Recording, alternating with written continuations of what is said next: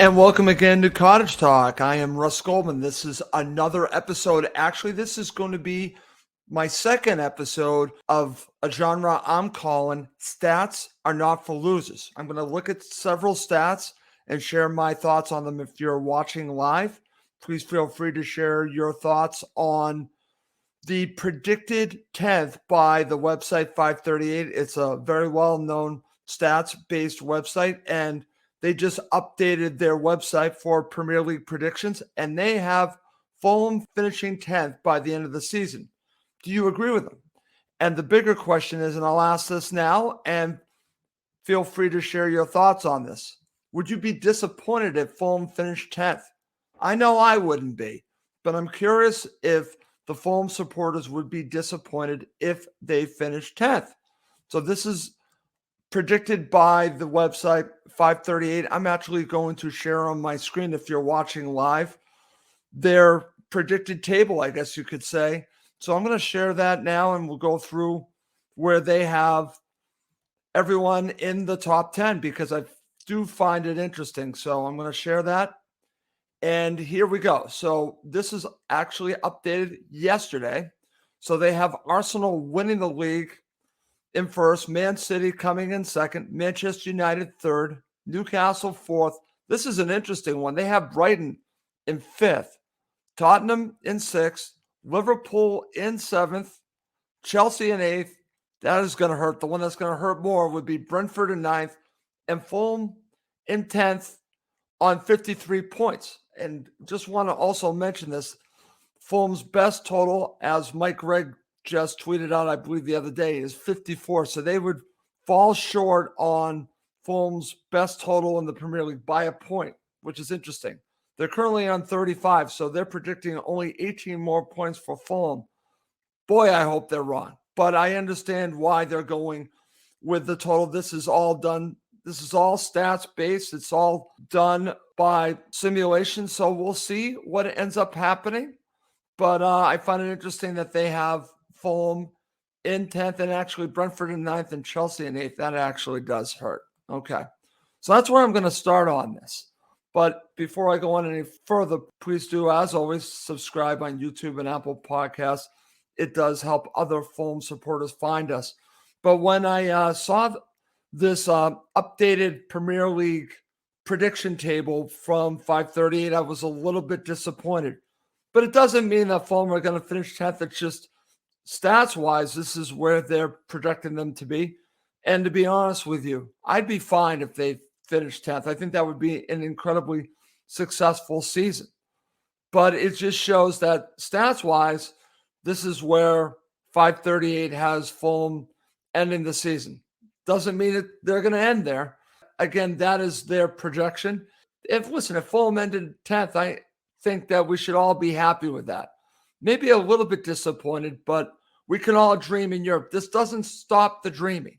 It just shows stats-wise where they sit. So I just wanted to mention that. That's where I'm going to start by talking in this show about stats, is the prediction from FiveThirtyEight. But I'm also going to share now some statistics from WhoScored.com, because I wanted to go into a little bit deeper, because I understand where FiveThirtyEight's coming from. But I wanted to see if other stats back up where FiveThirtyEight have their prediction. So I went to WhoScored.com to see where Fulham were in several categories. And what's interesting about this, it does kind of back up where FiveThirtyEight come with their predictions. So let's start where WhoScored.com has Fulham stats-wise in shots per game and goals. And Fulham are 10th. They're 10th in the league currently. And that basically shows where they are. It also shows that Fulham, I think, have dropped off a little bit in both of these statistics. And I think Mitro might be a factor. Mitro has not been firing lately, so maybe that's why the goals are down a little bit. Shots per game maybe as well. But Fulham are currently 10th, and that kind of is consistent where FiveThirtyEight currently is projecting Fulham to be. So Fulham 10th in shots per game and goals. So that is consistent with FiveThirtyEight. And here's their player ratings. They do player ratings, and they currently have Fulham 10th. Again, this goes with the prediction from 538. Their player ratings, Fulham in the league, are currently 10th. And that's not bad. That's not bad at all. It just shows, I think, in one way, how far Fulham have come from, say, the predictions at the beginning of the season to now the projections from 538, and also where they sit in several of these categories from WhoScored.com. Player ratings, Fulham are 10th. So this does make sense. Now, here are a couple of other statistics that I think I want to delve a little bit more into. Fulham are currently 13th in possession. And I think there's a reason for that, because Fulham have shown that they are a very good counterattacking team. To be honest with you, when they've had the ball, when they've had more possession, in my opinion, I think that's not, wouldn't say that they've struggled, but that's where some of their growth has not come to where I thought they would be. I thought they would be better when they've had more possession, but 13th kind of shows where they are. They are more of a counterattacking team, and they've been very successful at it. So I'm not against the fact that they are sitting 13th in the league in possession. I think that actually shows some growth. And here's a Goldman for you. If you're watching on YouTube or watching live, I spelled possession wrong. There's a Goldman for you. But this is not a bad number, in my opinion, for this season. Not a bad number that Fulham sit 13th in possession. Here's another interesting one, and it goes into passing percentage. Now, in years past, Fulham would be first, second, third, especially in the championship in passing percentage. They're 15th. But again, this goes with the fact that Fulham are more of a counterattacking team. So I don't think this is a bad stat from them. I don't think it is at all. It's consistent with the possession numbers. So they're 15th in the league. I don't think this is something that we should be overly concerned about. I just think that it just is consistent with some of the other numbers that I looked at on WhoScored.com, that it just goes with the style of play that Fulham are playing under Marco Silva. I'm sure he wants them to have more possession of the ball, but it's okay the way that they're set up in this 4-2-3-1. They're pressing a great deal. They're getting the ball back, but they are not the ones with the ball the majority of the time. And that goes with the style of play. I think we're going to see these numbers in years to come change. But right now in the Premier League, it's okay to be 15th in passing percentage and 13th in possession. It just shows where they are. Again, you're going up in class, so you're not going to have the ball as much. It's what you do with the possession. I think Fulham have been very effective in the counter. So for me, that shows more in the shots per game and goals, that they're higher up in those numbers, maybe a little bit lower in possession and also in passing percentage. This other stat I think is also very telling. In aerials 1, Fulham are 8th. And I think this is huge because it just shows where they are in their growth and how they're getting all these aerials. They're getting all of this play in the box into Mitro in set plays. Very good in aerial play. They are winning a lot of balls in the air. Tim Ream defensively too. Issa Diop has actually, I think, improved in aerials. So Fulham have improved in this category, and I think this is a very positive stat for Fulham that they currently sit 8th in aerials 1. And listen, to be honest with you, I know maybe some supporters are concerned about Mitro. I'm not concerned about him at all. I'm really not concerned about him. Is he a confidence player? Yes. But I think you're going to see the goals start to come. And I think once one comes, I think they're going to come in bushels, to be honest with you. So I'm not really worried about Mitro scoring because, again, the aerial numbers are very good. And I think Mitro has a good amount to do with that.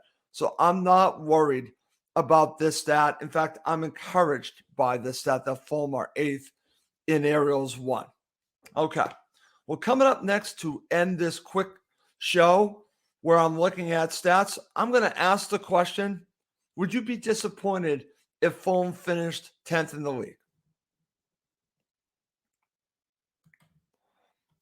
Okay, to end the show, I want to talk about this a little bit. And with the projection from 538, Fulham are projected to finish 10th in the league.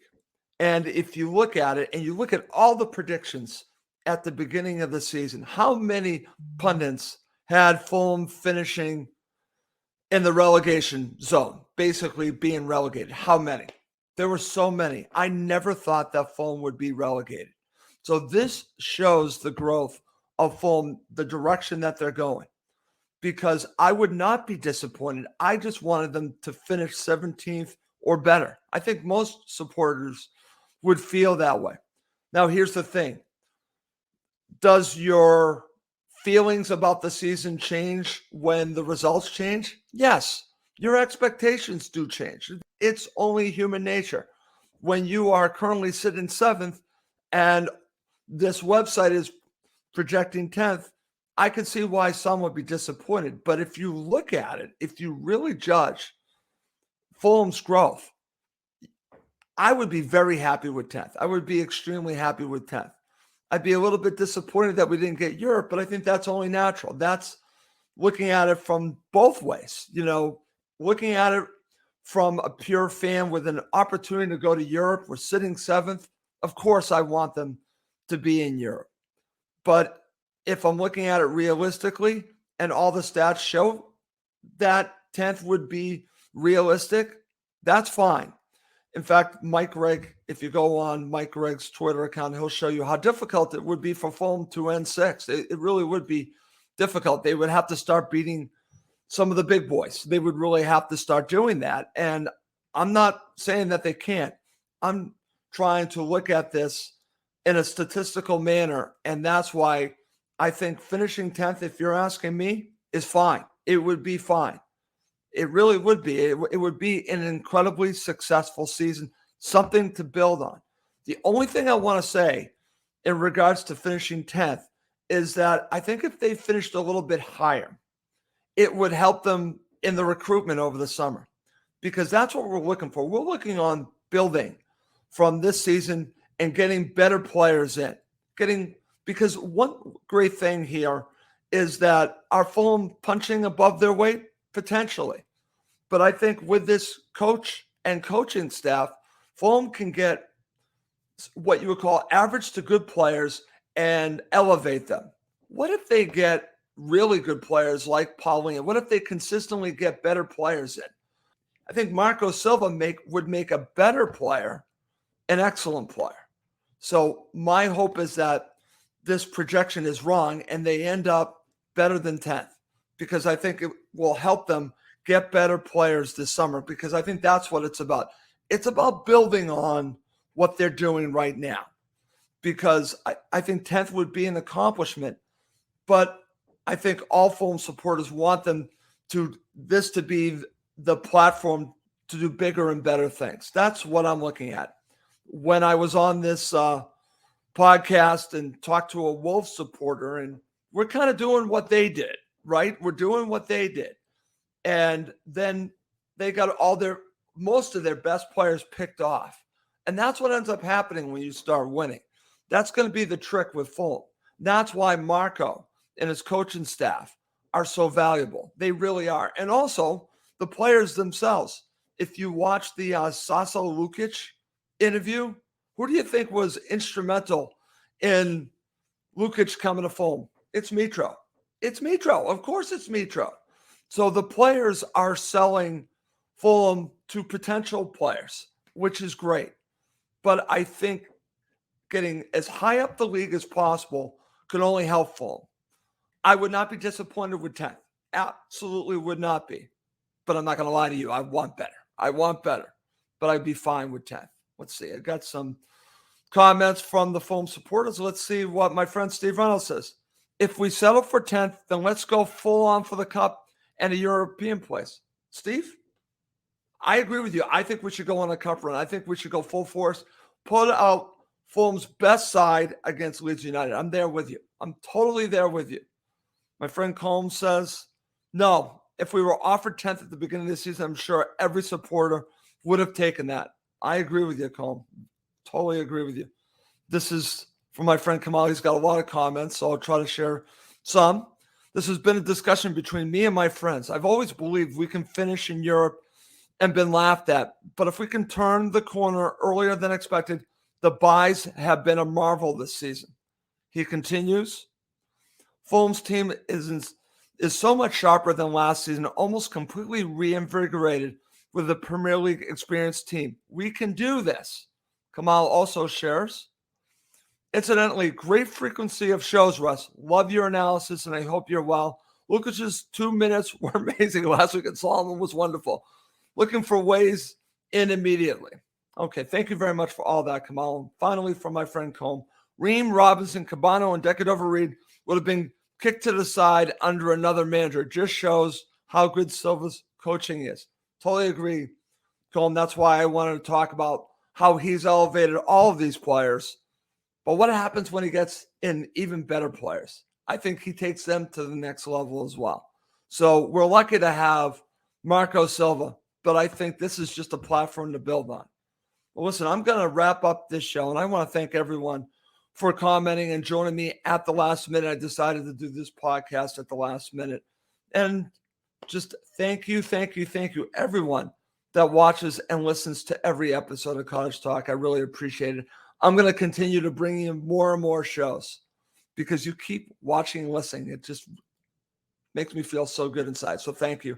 Subscribe, as always, on YouTube and Apple Podcasts. Please leave a review on Apple Podcasts. I would love that. Please leave a review. Well, that's going to do it for this episode of Cottage Talk. My name's Russ Goldman. Thank you, as always, for watching and listening to Cottage Talk, now part of the talkSPORT Fan Network.